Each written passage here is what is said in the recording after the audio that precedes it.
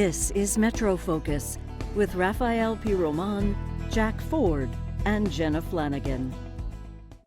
Good evening and welcome to the MetroFocus Front Page Forecast. I'm Jenna Flanagan. Our weekly look ahead at the major headlines begins tonight with a decision shaking up the world of education and New York politics. Mayor de Blasio's phase out of the city's Gifted and Talented program for students, which critics blame for contributing to racial segregation in New York City public schools. Now, parents are arguing that the program has given kids opportunities to get into better schools, thus lifting them out of poverty. If the program is scrapped, the controversy and much of the work will fall on the shoulders of the city's next mayor, either Democrat Eric Adams or Republican Curtis Sliwa. So this week, both are making their final pitch to voters, with early in-person voting set to start later this month. Meanwhile, Mayor de Blasio is embroiled in another major controversy over his refusal to pay the city back over $300,000 he spent on NYPD security during his failed 2019 presidential run. The mayor said he was following advice from the NYPD and shouldn't have to foot the bill. So let's get started and welcome back three New York voices who are experts at how things work here and in the tri-state. Up first, we have Joseph Pinion. Joseph is a GOP strategist, chair of the Conservative Color Coalition, and host of the cable news program Saturday Agenda. Joseph, welcome back to MetroFocus. Good to be here with you. We are also joined tonight by Naila Amaru. Naila is a Democratic political strategist advancing progressive policies. She's also the former executive director of the New York City Council's Black, Latino, and Asian Caucus. Naila, welcome back to MetroFocus. Thank you for having me. And to round out our roundtable, we're joined tonight by Alyssa Katz. Alyssa is deputy editor of the independent investigative news website, The City. Alyssa, welcome back to the show. Thank you for having me back. So, Alyssa, I want to start with you because it seems like Mayor de Blasio constantly seems to find himself in some sort of controversy. And of course, we'll get to the NYPD payment issue soon. But first, I want to start with this phasing out of the Gifted and Talented program. What has he said is his reasoning behind that? And what do you make of the timing? Yeah, I'll start with the timing, which is very interesting, given that de Blasio himself had convened a task force. At this point, it was at least 2 years ago, if not longer, to really take a close look at these programs, which have children taking high stakes exams at the age of 4 that can determine the rest of their educational career. And so, de Blasio did this as a part of a kind of consensus that this was not a great way to ensure a good educational outcome or equity for anyone, right? It's just not really a viable system. But de Blasio, did this in the final weeks of his term-limited second term. And I think it was, infuriating, certainly to the people who had worked very hard on his task force and to the many families who were really concerned that, in a sense, the system had really baked in segregation, that these programs were overwhelmingly in schools that were far more white and Asian than the system as a whole. You also had entire gifted and talented schools that were even kind of more hyper exclusive. And there had been a point where there had been a choice, right? And for many years, you had some advocates saying, do away with the system, and then others saying, well, make this opportunity available more widely, bring it to districts, to every district in the city, because there are many districts that have few or even no gifted and talented programs. And instead, de Blasio, long after his task force had recommended it, had said, let's do away with this entirely. And that leaves it up to the next mayor to actually act or not. Okay, so then with all of that in mind, Naila, I want to get your take on the doing away with this program, and are the critics right that it is contributing, or it was contributing, should it be completely done away with, to segregation in the public schools? So I think it's important to acknowledge how highly selective the Gifted and Talented program is. 2,500 students every year are admitted, and that's with an enrollment, public school enrollment of over 60,000 students. With that said, the argument has been that this leads to de facto racial segregation in our schools. And so the push to move towards this new program that de Blasio is advocating for, Brilliant NYC, is that that new program will create opportunities for all the students through a specialized accelerated learning component while students are all in the same classroom. I think the fundamental issue here is we have not yet, through this task force, through public discourse, in light of this decision, really come to a consensus in terms of, is this about decreasing the standards, right, which is one side of the argument, or should this be about increasing opportunities for students, which is what the narrative that the mayor is pushing towards. I do think it's important to acknowledge that there has not been a public discourse on this issue in light of, what the mayor has in terms of 2 months left in his administration, which is essentially creating another potential mess for the incoming mayor in January of next year to try and navigate and push through in terms of what is best for our students, and can it be simplified into an either or conversation, or as simple as creating a new program in terms of, is this going to be better or just another program that still continues the inequities that we're facing with the gifted and talented program as is. Joseph, what's your take on the mayor's plan to eliminate this program?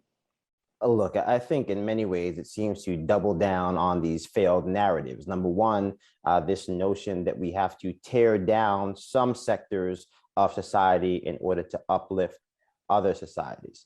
I think that to me becomes a very real problem. We should be able to provide equitable opportunity for all the children of this city, including those who are on a faster track and those who are lagging behind. And so I think when we start talking about what our objective should be, our objective should be to deal with the harsh reality that, yes, we do have public schools in New York City that are more segregated than at the height of Jim Crow. But we also have to deal with the fact that students across the board, by and large, are not reading at grade level and are not doing math at grade level. And this notion that we are going to deconstruct the sector of the education that is actually working, in the notion that we are going to accelerate the educational outcomes for all people, in many ways strains credulity, mostly because the data in many ways does not support that level of outcome. And the harder truth is that it really seems to be more virtue signaling than anything, because to my colleague's point, the mayor has weeks, not years left on his current term. So then, taking the notion of perhaps virtue signaling, Alyssa, I wanted to get your take on where do we know of where the two mayoral candidates stand in terms of perhaps inheriting all of this extra work to do and eliminating this program, and perhaps reconfiguring the way that the schools are deciding which kids go to which high school eventually? So, and really, yeah, I think we're looking both at the gifted and talented and, the entire admissions process, as you're saying. I mean, I think we know Eric Adams has been very clear that, he is not so ready to throw out the existing system. He hasn't said absolutely, I will not get rid of it, but nor has he said that he is prepared to get rid of it. And look, I mean, what Naila had described before, which de Blasio is proposing, this idea of differentiating within a classroom. I personally am not an educator. I should say I am an alum of a very early kind of philanthropic gifted and talented program that helped create the modern system. And I would say it would be very hard to replicate the kind of education that I got in that program within a classroom with a huge spectrum of learning needs and need for, just really, teachers already work so much to differentiate. And I just don't think it's realistic to implement. I could be wrong. I look forward to hearing more about what de Blasio is proposing, but I do think that that would be a big burden for any administration. I'm not sure where Curtis Sliwa stands, but I am pretty sure he has not said in any way that he's prepared to get rid of the gifted and talented program. I guess sort of final question on this topic, Naila, do you think perhaps, as Joseph pointed out, virtue signaling, this could be an attempt for the mayor to signal to other voters where he stands on certain issues, should he choose to run for another office? We're not saying anything officially, but should the possibility happen? Absolutely. I think that to some degree, these types of issues are always virtue signaling, particularly on, on the precipice of a potential campaign. I think that what it shows is, again, because there has been that historic division in terms of where folks, particularly voters of color, neighborhoods of color, who benefits from these gifted programs and who does not, does fall along very specific racial lines. And it could be virtual signaling in that he is preparing himself that he needs support, particularly for the Black electorate in New York City, which has historically, given him his wins back in 2014 and strongly supported him for his reelection. And it's still an incredibly strong and important base electorally for New York City politics, as well as the state. And could very well, again, be that public virtue signaling, knowing that the effectiveness of this ultimately coming out as an effective fundamental change in how we educate our students here in the city is nothing more than a potential, again, plug for a campaign that he has yet to publicly announce. Joseph, fully accepting and acknowledging that none of us on this particular roundtable are professional educators, but do you think that that is going to be a top issue for whoever becomes the next mayor, is having to perhaps reimagine how the city's public school system works, considering that so many people have pointed out all of the pitfalls where it's not working? Absolutely. I mean, first and foremost, I think society writ large needs a reimagining. Too often, we seem to be willing to retrofit 19th century and 20th century solutions for a 21st century world. Whether we're talking about our infrastructure, even the conclusion of the Second Avenue subway line, which is really just, again, dragging the 20th century into the 21st century, and now looking at the status of our educational system and the outcome it's delivering for our children, it's quite clear that the status quo is not working. And so ultimately, I think it is our responsibility, and certainly the responsibility of the next mayor of New York City, to figure out what are the best practices that work to make sure that children can read at grade level, can do math at grade level, but more importantly, are being equipped with the tools they need to become the best version of themselves. And I think that that is a wholesale change that needs to happen. And hopefully, the leadership that we get moving forward will understand that the world is changing. The solutions that we provide for the world need to evolve along with it. All right, well, we are going to leave the education debate there, but it will be a subject we will definitely be revisiting in the future. But Alyssa, I want to go back to you and bring up, because I did mention that the mayor does seem to constantly find himself embroiled in controversies. And this latest one seems to be a bit Am I correct in saying that it's messier or not? I don't know. Give us your take on Mayor de Blasio and his security bill. You're right. So, a report came out last week from the City Department of Investigation, and this concerns something that many of us may have put out of our minds. But this was that Mayor de Blasio briefly ran for president in 2020. Right? We may remember he went to Iowa. He, I think, went to a couple of other places on the campaign trail. And when he did that, and my news organization, The City, wrote about this at the time, and he brought with him an NYPD police detail. And presumably that detail needed to be put up in hotels and travel around and airfare and so on. And so reporters I worked with looked at that, came up with an estimate. Well, we found out that this estimate was pretty close. It was, in fact, the bill was higher than we even realized. It was over $300,000. But I think the important point here, and to your point about de Blasio constantly stirring up controversy, de Blasio and his family and some staffers really brazenly use the NYPD in kind of two ways, this report gets at, right? And it's partly about the money, but they kind of used, the report found that de Blasio's family had really used the NYPD at times almost as like a chauffeur and moving service without really any kind of clear lines, despite that, we have government ethics laws saying you can't just use government resources for your own private purpose. And his own subordinates would get in trouble if they did such things. But he and his family did that. And then when it came to the police detail, apparently, my organization had reported last week, de Blasio had sought advice from the city's own ethics board about, well, can I pretty please bring these officers? And they said, forget about it, right? And he did it anyway and got caught. So there's a lot more to it, but when you're asking about why is de Blasio constantly causing controversy, In this case, I think it's clear, like he's acting as if the rules do not apply to him, that whatever he's doing, whether it's running for president or living at a Gracie mansion, is just sort of too important for these sort of inconvenient details to apply. And that's understandably upsetting to members of the public. Joseph, I want to get your take on the security detail issue. I mean, we've seen, at least in the past few years, several other politicians at different levels of government perhaps flout rules and say, well, I don't have to do X, Y, and Z. So I just want to get your take on this.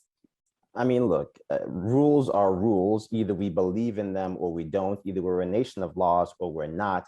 The level of hubris on display from Bill de Blasio is as shocking as it is predictable, because as my colleague has noted, these types of issues seem to follow him around from pillar to post. And so, to be clear, the only person that wanted to see Bill de Blasio be president of these United States was Bill de Blasio. It seems that he could not find a voter anywhere. And I think that if he was going to be doing what seems like the right thing to do, it would be to use some of his own campaign cash or get some of his own campaign donors to not have the people of New York City bearing the burden for his own misadventures in Iowa in the midst of us trying to deal with a COVID-19 crisis. So I think that, to me, is the real issue. I think it speaks to a lot of the issues that people across the political spectrum have had with Mayor de Blasio. And I think that as he gears up for what appears to be a long shot run at governor, I think this is certainly the type of thing that his opponents in that Democratic primary will attempt to use to skewer him with. Naila, your thoughts? It's clear, through the report that the mayor used public resources for political and personal purposes. And it's unfortunate that the mayor has strongly denied the report's findings and has, said, that there are inaccuracies without specifically outlining what those inaccuracies in the report are. But I think it shows, again, the dangers of when there is a pattern of conduct or culture that uses public resources for political purposes and personal benefit. The issues that leads to in destabilizing good government and trust of government on behalf of New Yorkers. So again, it's always disappointing, but never surprising when these situations come out to light. And hopefully, as we move forward and media, keep shining the light on these types of issues in our government and how our resources are used by elected officials, that we continue to hold them accountable as best as we can, so these types of practices do not continue in the future. Well, depending on whoever becomes the next mayor, we'll at least get a good look at both of them, because they do have their first debate coming up next week. Now, Alyssa, I wanted to start with you because so much of the political conversation in New York tends to center around a assumption, more or less, either spoken or unspoken, that Eric Adams will win this contest. But your investigative reporting did an entire deep dive on who is Curtis Sliwa, the person, and the fact that he does have a supporting base that could make this contest a lot more interesting. So I wanted to get your take on Curtis Sliwa, the candidate, and then what you expect to see from both men in the first debate. Sliwa is a really interesting character, and your viewers may know, if they also watch New York One, that's a good example, or listen to talk radio. He is really, as we talk about in the piece, has been a media presence and a kind of talk show figure for years. And as folks pointed out who spoke with our reporter at the city, that's kind of how Sliwa is conducting his campaign, right? He's constantly kind of drumming up attention to himself in issues where he's saying that the Democratic establishment, really including Eric Adams, have really not been responsive. And so one great example of that is that he, not one but two press conferences he's on the public streets of New York City, and someone who's emotionally disturbed kind of shows up on the scene, doesn't seem to have been prearranged. And then Sliwa actually engages with that person and tries to kind of work with them in some respectful way to kind of highlight that that emotionally disturbed people are not getting the help that they need, for example. And I do think that we don't know how big that constituency is of voters. And we know, of course, that Democrats outnumber Republicans at roughly 6-1 in voter registration. There's definitely some disaffected Democrats and a growing number of independents who are going to want to opt for Sliwa. I do think he's a bit of a bit of an iconoclast and a bit of a character without hasn't had a history of running anything. And I think most voters will recognize that with their votes. But as folks said in our story, you really also can't count him out entirely. Joseph, what are you expecting to see from both gentlemen in this first debate next week? Look, I think that predictably, Curtis Sliwa is going to lean on the fact that we've seen crime and poverty spiking in New York City, particularly in the midst of COVID. The over 90% spike in shootings we saw from 2019 to 2020, the 30+% spike we saw in homicides in New York. So I think those are going to be the focus issues. I think obviously it's going to be a little bit tougher because the person standing on that stage is not going to be a Catherine Garcia or Bill de Blasio. It's going to be a man who literally put his life on the line for New York City as a member of the New York City Police Department. So look, it's going to be an interesting debate. I'm sure it'll be filled with character moments. But ultimately, I think this election is really going to be determined by who is going to have the ability to connect with those portions of the New York City electorate that typically do not engage in these midterm elections. If Curtis Sliwa was able to activate some of those voters, it could be interesting. I think really it's up to Eric Adams to avoid making any mistakes or falling into the pitfall of thinking the election is already over. And Naila, your thoughts on this upcoming debate? So debates can be analyzed through two lenses. There's the performative, there's the playing for the TV cameras and connecting with the audience at home. And then there's also the content and the substantive component of what that dialogue looks like. I think that both candidates, are going to really have to draw the line in the sand in terms of how they are very different. And I think Adams goes into this part of the conversation in terms of debates with the advantage of, as a retired cop and knowing that one of his key issues is fighting crime, which is traditionally part of the Republican platform, is not an issue that Sliwa necessarily has a strong standing in terms of speaking out about, as well as particularly since there has been a slight drop in crimes and how Adams is really focused on, again, engaging and making sure that the crime continues to be addressed and continues to decrease. And again, I think that both men, again, need to perform for the cameras, but also need to, again, make the clear case in terms of policy. And I'm excited to see that this will be the first debate with two people, with our two top candidates, where we can really begin to see the differences in their policy visions, which was not necessarily the case during the primary with so many people on the stage. So really looking forward again to each candidate making the case and making their arguments in terms of like why their policy platforms are the best for moving our city forward. All right, well, we're almost out of time, but I do want to ask everyone on our roundtable, what are the stories that you're going to be following as this week develops? And so, Alyssa, as an editor, I'll start with you. Yeah, and I'm going to be maddeningly non-specific here. Okay. So we certainly are going to be following the mayor's race. That's a big focus.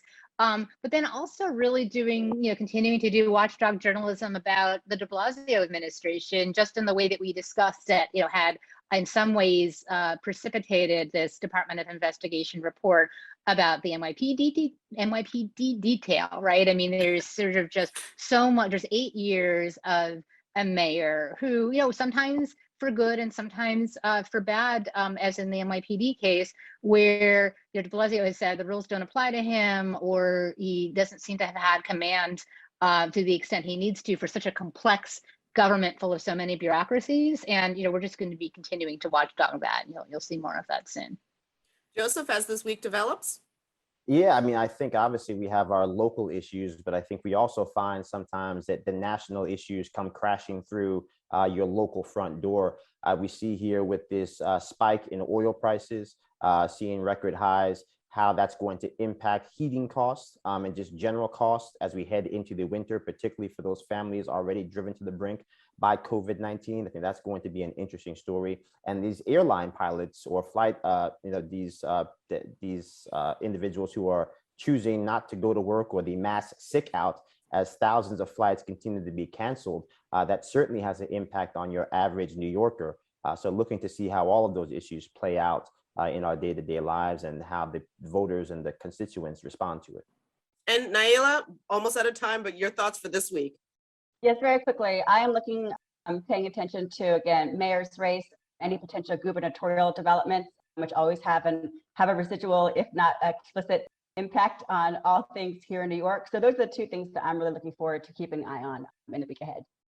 All right, well, I want to thank all three of my roundtable participants, Joseph Pinion, Naila Amaru, and of course, Alyssa Katz. Thank you all so much for joining us on the MetroFocus Roundtable. Thank you so much. Thank you. Thanks.